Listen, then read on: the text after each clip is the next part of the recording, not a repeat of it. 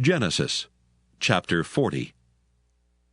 And it came to pass after these things that the butler of the king of Egypt and his baker had offended their lord the king of Egypt.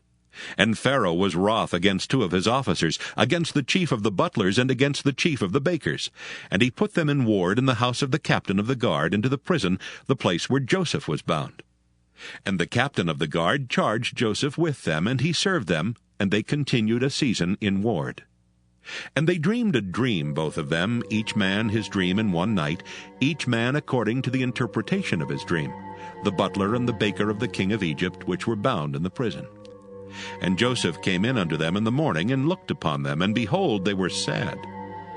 And he asked Pharaoh's officers that were with him in the ward of his lord's house, saying, Wherefore look ye so sadly today?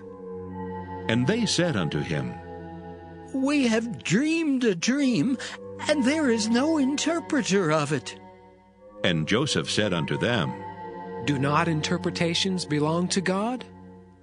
Tell me them, I pray you.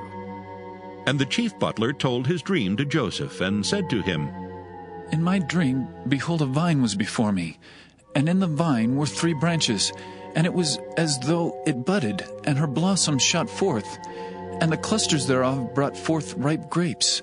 And Pharaoh's cup was in my hand, and I took the grapes, and pressed them into Pharaoh's cup, and I gave the cup into Pharaoh's hand.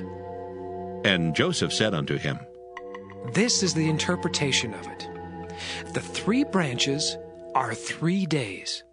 Yet within 3 days shall Pharaoh lift up thine head, and restore thee unto thy place. And thou shalt deliver Pharaoh's cup into his hand, after the former manner when thou wast his butler. But think on me when it shall be well with thee, and show kindness, I pray thee, unto me, and make mention of me unto Pharaoh, and bring me out of this house. For indeed I was stolen away out of the land of the Hebrews, and here also have I done nothing that they should put me into the dungeon. When the chief baker saw that the interpretation was good, he said unto Joseph, I also was in my dream, and behold, I had 3 white baskets on my head, and in the uppermost basket there was of all manner of baked meats for Pharaoh.